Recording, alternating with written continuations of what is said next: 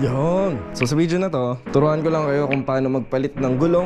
Ito yung bago, kararating lang. Kung paano magpalit ng gulong nang walang tire lever, walang ginagamit na kahit anong tools. Ayun lang.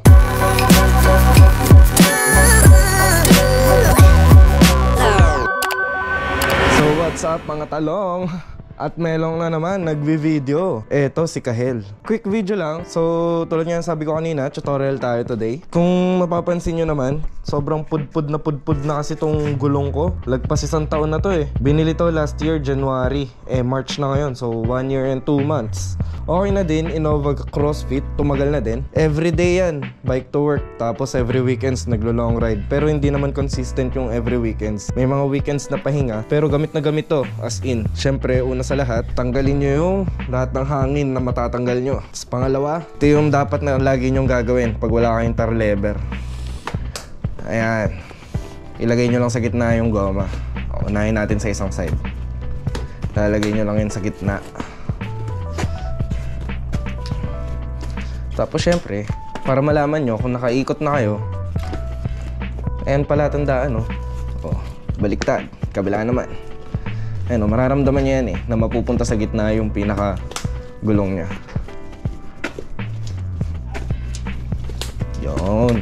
Yon. So pagkatapos niyan, maluwag na yan. Di ko alam kung applicable to sa mga, sa mga foldable na gulong. Aha, ayan. Tapos, igaganyan nyo ngayon siya. Kita nyo ba yan? Sana nakikita nyo maigi, no? Pasensya na kung medyo madilim, ha? Tapos ito, mahihila nyo yan. Pipilitin nyo lang yan.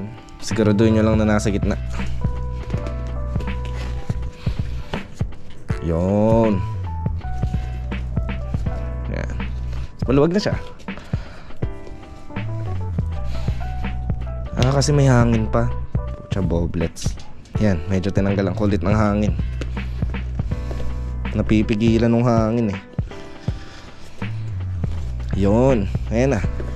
Talas na siya. Nakikita nyo ba? Sensya na, hindi ko alam kung nakatutok ba o hindi. Ay putya, atay.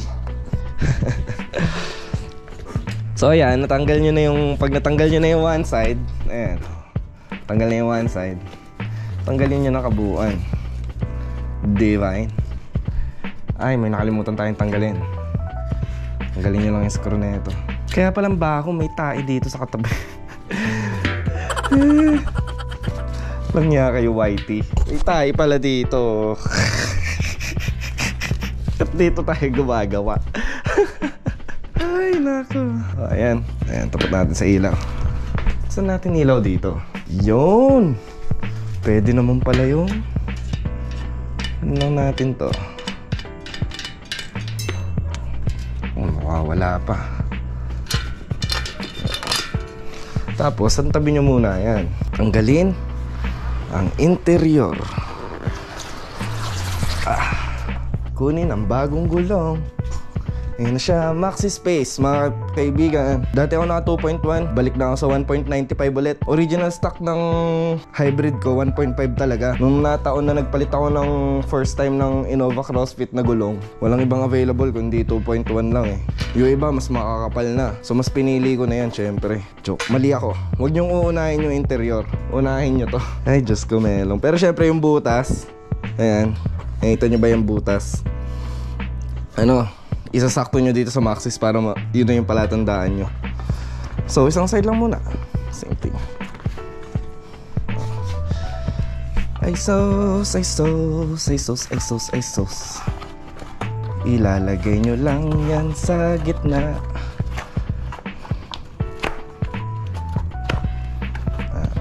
Pag bago pa guys, medyo matigas lang siya. Pero dali lang yan kahit walang tire lever. Di ba? Pasok na kagad eh. Yan. Tapos huwag nyo munang ilulusot pansamantala yung yung kabilang side. Kasi lulusotan pa natin ang interior yan eh. Saan yung butas? Gitna lang natin yung maxis kasi OC ako eh. Dapat nasa in between dalawang X. Yan. Tapos, tsaka nyo ngayon to ipasok. Yun.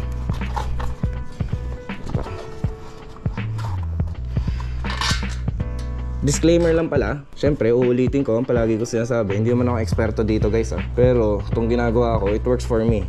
And I don't think may mali akong ginagawa. Kung sa tingin nyo may mali akong ginagawa, paki-comment na lang dyan sa baba. At para matuto naman ako, hindi yung palaging kayo ang natututo sa akin, ha?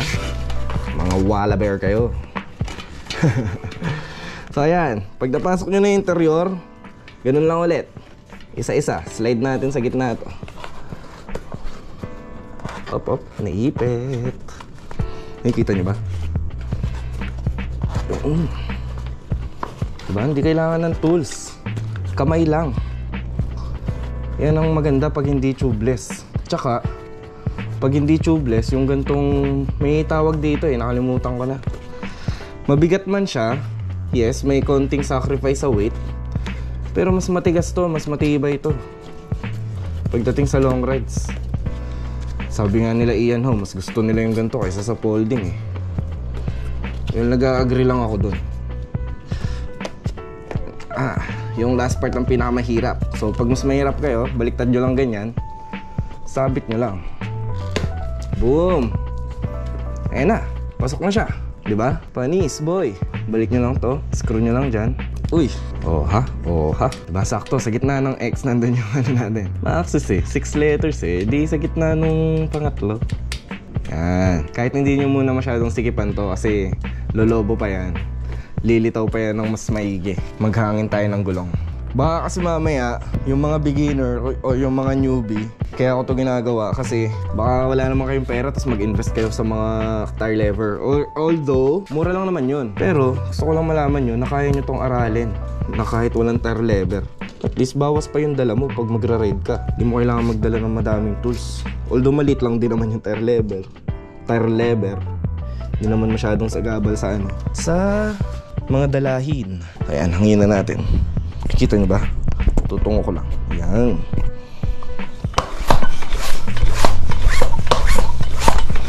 Pag pala nagpa-pump up ako ng gulong, ginagawa ko lagi dahil sa likod to 60 PSI.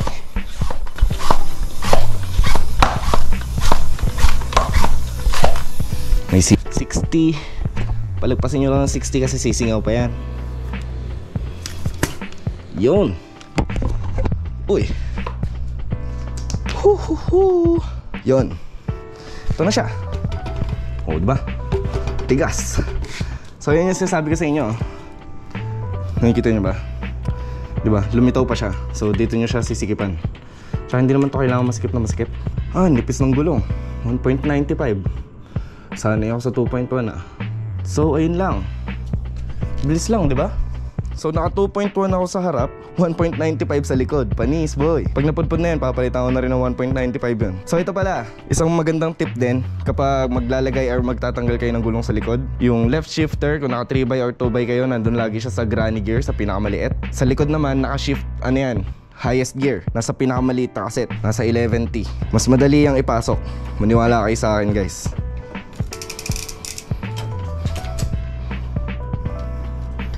Diba? Pasok. Pasok agad. Pasok. Pag nagkakapit ako ng gulong, tinatanggal ko yan dyan. Tapos, tsaka ako sisikipan to. Diba? Walang kahirap-hirap. Napakabilis lang. Okay. Pero syempre, bago nyo i-ride yan at i-test ride, huwag nyo kalimutang i-shift yan. Masisira yung kadena. Muna natin sa magaan. Tapos, test ride na natin ang bagong gulong. Hindi naman siya halata, no? 1.95, 1.95, 2.1. Check natin sa mas maliwanag na area. Ride natin. Pwede. Parang mas naging pastrolling Ewan ko. Mema lang ako. Yan. Nakapagpalit na ako ng gulong sa likod. Kadalasan talaga yung gulong sa likod, mas nauunang mas nauunang mapudpod. Normal yun. So nagpalit ako sa likod after 1 year and 2 months. 2.1 Innova CrossFit sa harap, di pa rin pudpod. Makikita nyo naman yung difference niyan. Ayan yung sa likod, ito yung sa harap. Diba sobrang pudpod, no? Malalaman nyo pala, actually, isang tip din, nire-recommend ko kayo. Recommendations lang hindi to utos. Palitan nyo na yung gulong nyo bago pa mapudpod kasi syempre aksidente lang habol niyan Hindi katulad nito, sobrang napudpod, no? Wala, inubos ang budget eh. Bumili akong camera eh. So ayan, para malaman nyo kung kailangan nyo na magpalit ng gulong sa likod or sa harap kapag mas madalas na kayong maflatan. Yun lang yun. Simula nung mga 8-9 month or magwa 1 year na tong gulong na to, sunod-sunod na yung mga nagiging flats ko. As in, siguro ito mga nakalima na to. Yung sa harap, nakakadalawa na yan. Kaya yung sa harap, malapit na rin yan. Baka bago pa yan mapudpod, papalitan ko na rin yung Maxxis. Likod lang muna, sayang naman. Tatagal pa yung Innova. Tsaka, kung tutusin, pag nakita nyo, mapapansin nyo naman, oh, buo pa yung mga knobs eh. Diba? Sayang naman. So, ayun lang. To, dispatcha na to. Baka gamitin pa ni mama sa halaman niya. Dito ka lang muna. And si Kahel, balik na. So, ayun lang. Hanggang sa muli. Peace. Cheers.